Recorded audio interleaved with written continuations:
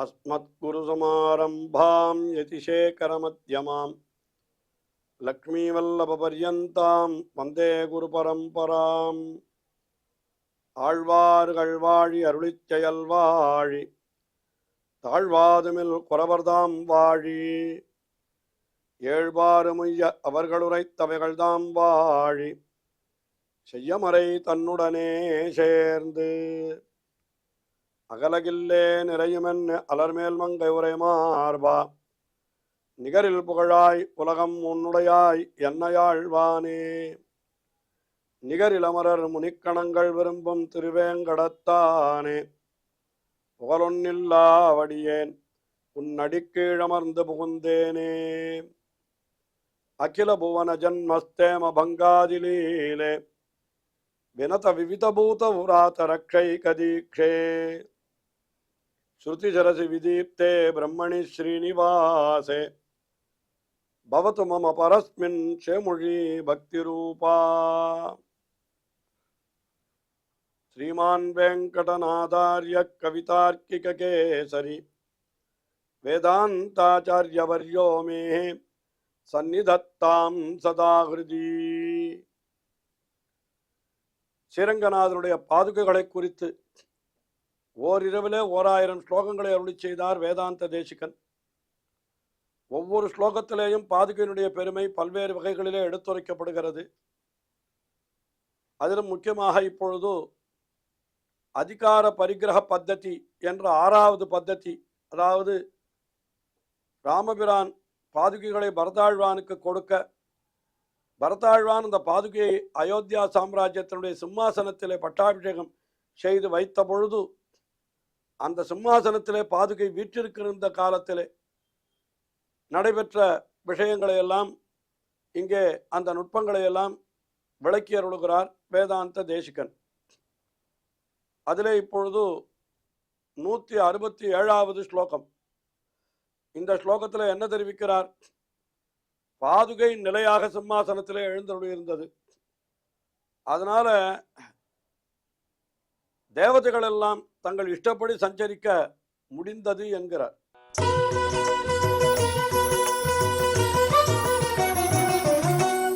அரண்யயோக்யம் பதமஸ்பிருஷந்தி ராமஸ்ய ராஜார்ஹபதே நிவிஷ்டாः ஆஸ்தான நித்யாசிகயா நிராஸ்தः ஸ்வர்கௌகசாம் ஸ்வைரகதேர் விகாதம். அரண்யயோக்யம் பதம் அஸ்பிருஷந்தி. ஹே பாதுகே, மணிபாதுகே, அரண்யயோக்யம் பதம் அஸ்பிருஷந்தி. அதாவது காட்டிலே திரிவதற்கு தகுந்ததாயிருக்கக்கூடிய ராமனுடைய திருவடிகளை நீ விட்டுவிட்டாய், அதை தொடாதவளாய். அஸ்பிருஷந்தி என்னால் என்ன அர்த்தம்? ராமபிரான் காட்டிற்கு சென்றான். உண்மையிலே அவன் நாட்டிலே சிம்மாசனத்திலே வீற்றிருக்க வேண்டியவன். ஆனால் அவனுக்கு காடு கிடைத்தது. ஆனால் ராமபிரான் சிம்மாசனத்திலே வீற்றிருக்கும் கூடிய ஒரு நிலை ஏற்பட்ட பொழுது அந்த பாதுகையும் சிம்மாசனத்தில் அவனோடு கூடத்தான் இருந்திருக்கும். ஆனால் இப்பொழுது ராமபிரான் மட்டும்தான் காட்டுக்கு போனான். அவனுடைய பாதுகை அயோத்தியிலே இருக்கிறதான். அரண்யயோக்யம், காட்டிலே செல்லுவதற்கு தகுதியானது எது? ராமஸ்ய பதம், ராமனுடைய திருவடி.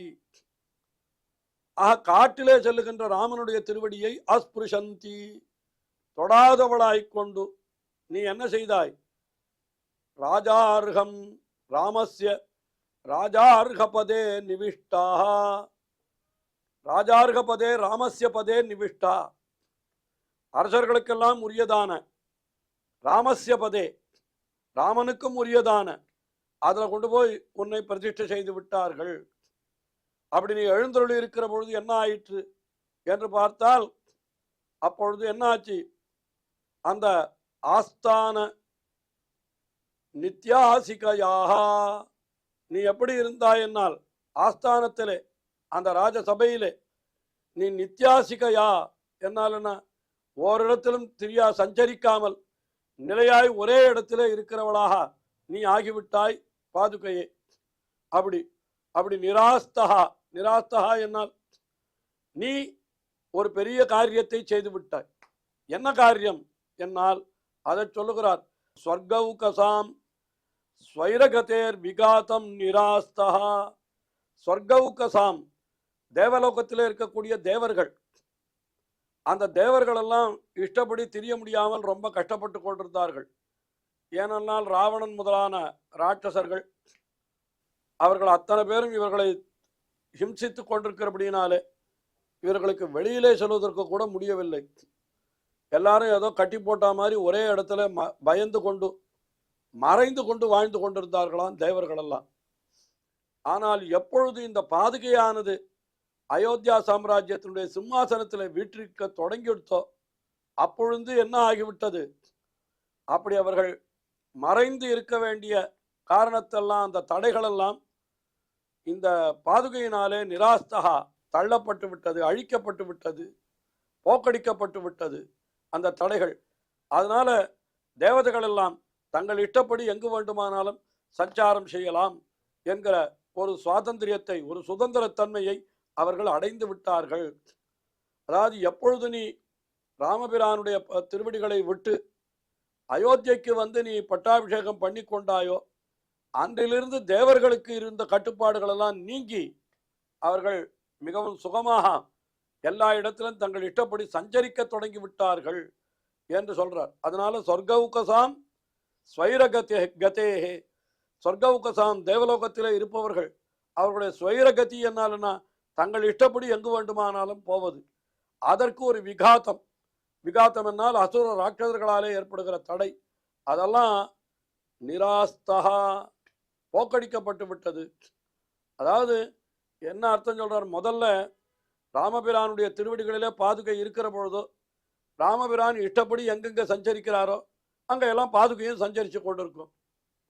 பாதுகை இஷ்டப்படி சஞ்சரித்து கொண்டிருந்த காலத்தில் தேவர்களுக்கு அப்படி இஷ்டப்படி சஞ்சரிக்க முடியாமல் போய்விட்டது.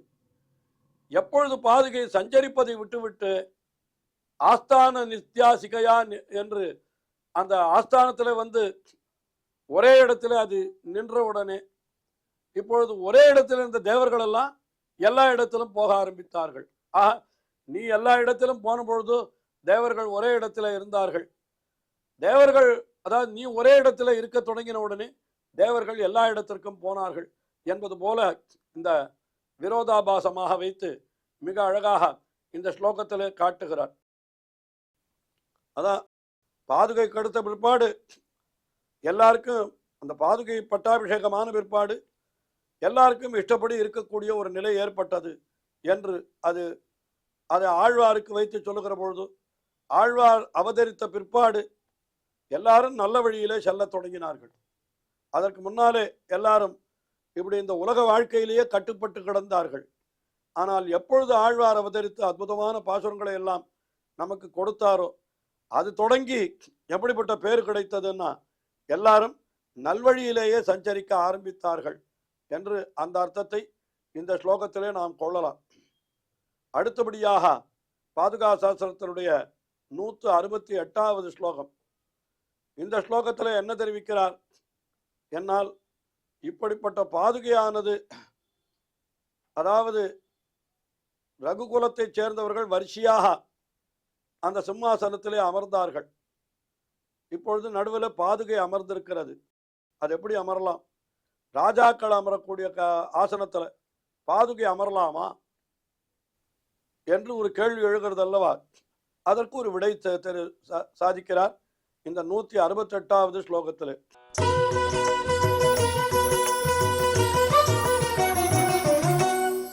ராஜாசனே சேத் பவதி நிஷண்ணா ரங்கேஷ பாதாவனி தன்ன சித்திரம் யத்ராதிரூடாஹ க்ரமஷஹ புரா த்வாம் உத்தம்சயந்தே ரகுசார்வபௌமாஹ.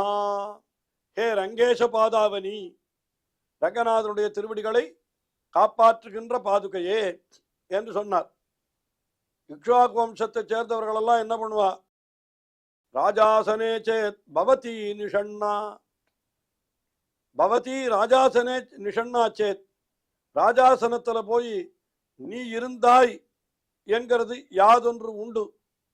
அது என்ன சொல்றாருன்னா தன்ன சித்திரம். அது ஒன்றும் ஆச்சரியமே இல்லை.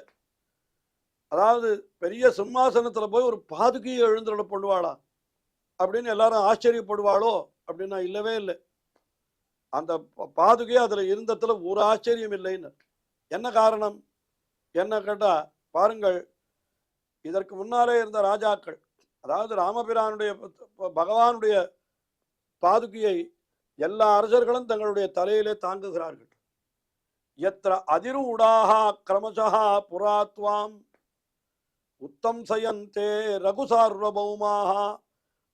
ரகுவம்சத்து ராஜாக்கள் அத்தனை பேரும் என்ன பண்ணுவாளாம், உத்தம் சயந்தே தங்களுடைய தலைக்கு அலங்காரமாக கொள்ளுகிறார்கள். எதைன்னு கேட்டா துவாம் உன்னை, அதாவது எம்பெருமானுடைய பாதுகையை அந்த ரகுவம்சத்து ராஜாக்கள் எல்லாரும் தங்கள் தலைக்கு அலங்காரமாக கொள்ளுகிறார்கள். இந்த சிம்மாசனத்தில் கிரமசா வரிசையாக வந்திருந்த அதிருடாக ராஜாக்கள் என்று தெரிவிக்கிறார். அதாவது ராமனுடைய பாதுகையை பெரியவர்கள் எழுந்தருள் இந்த சிம்மாசனத்தில் எழுந்தருள பண்ணலாமா என்கிறது கேள்வி. அதுக்கு என்ன சொல்றாருன்னா, முதல்ல இது ராஜாக்களுடைய தலையில இருந்த பாதுகை. இது இப்ப அதாவது சிம்மாசனத்திலே ராஜா வீற்றிருக்கிறார், ராஜாவினுடைய தலையிலே ராமனுடைய பாதுகை இருந்தது. இப்பொழுது அந்த ராஜா இல்லாமல் பாதுகை மட்டும் இருக்கிறது, அவ்வளவுதான் விஷயம். சொன்ன போனா இன்னும் விசேஷம்தானே இது, இதுல என்ன ஆச்சரியம் என்று கேட்கிறார். சிம்மாசனத்தில் அமர்ந்தவர்கள் தலையில வைத்துக் கொள்வார்களாம் பாதுகையை. அந்த பாதுகையில இப்ப என்ன ஆகிவிட்டதுன்னா, அந்த ராஜாக்கள் இல்லாமல் வெறும் பாதுகை மட்டும் சிம்மாசனத்திலே வீற்றிருக்கிறது. இதுல ஒன்றும் ஆச்சரியமே இல்லை என்று இப்படியெல்லாம் சொல்லுகிறார்கள்.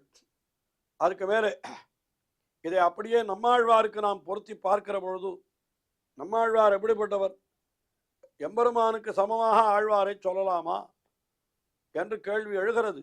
கேட்பார்கள் அல்லவா. இப்போ என்னாச்சு, பாதுகையை கொண்டு போய் சிம்மாசனத்தில் வைக்கலாமா என்று சொல்லுவது போல நம்மாழ்வாரை போய் எம்பெருமானுக்கு சமமாக நினைக்கலாமா, எம்பெருமான் எழுந்தொழுகிற அந்த வாகனங்களிலே நம்மாழ்வாரை எழுந்தொழ பண்ணலாமோ என்று கேட்பார்கள். ஆனால் நம்மாழ்வார் என்கிறவர் ஆர் என்று பார்த்தால் எம்பெருமானுடைய பாதுகை ஸ்தானத்திலே இருக்கிறவர்கள். எல்லா தேவதைகளும் அந்த பாதுகையை தங்கள் தலைமையிலே அணிந்து கொள்ளுகிறார்கள் என்று சொல்லுகிற பொழுது அந்த பாதுகை யாரு, நம்மாழ்வார் தானே.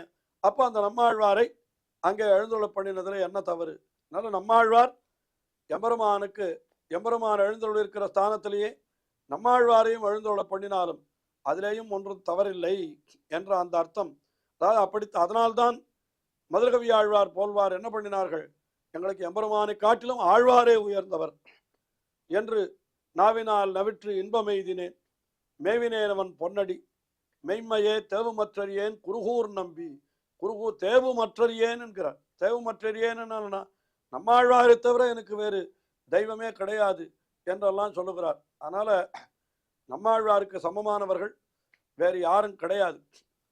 அவரை நாம் உயர்ந்த ஸ்தானத்திலே வைத்து போற்றுவது மிகவும் பொருத்தமானதே என்று அப்படியும் பொருள் கொள்ளும்படியாக இந்த ஸ்லோகத்திலே அர்த்தங்கள் நமக்கு கிடைக்கின்றன. தொடர்ந்து அனுபவிப்போம். ஸ்ரீயக்காந்தாய கல்யாண நிதயே நிதயேர்த்தினாம் ஸ்ரீவேங்கட நிவாசாய ஸ்ரீனிவாசாய மங்களம். ஸ்ரீமத் சுந்தரஜாமா திருமுனிபாதாப்ஜவ ஸ்ரீமத் சுந்தரஜாமா திருமுனிமானசவாசினே சர்வலோக நிவாசாய ஸ்ரீனிவாசாய மங்களம்.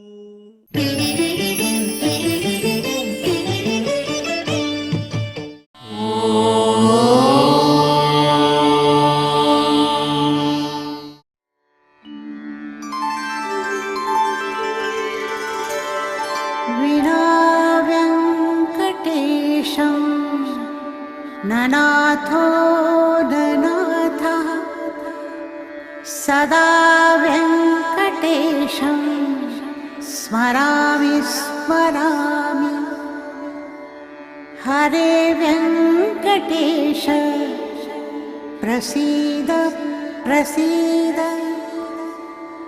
प्रियं वेङ्कटेश प्रयच्छ प्रयच्छ.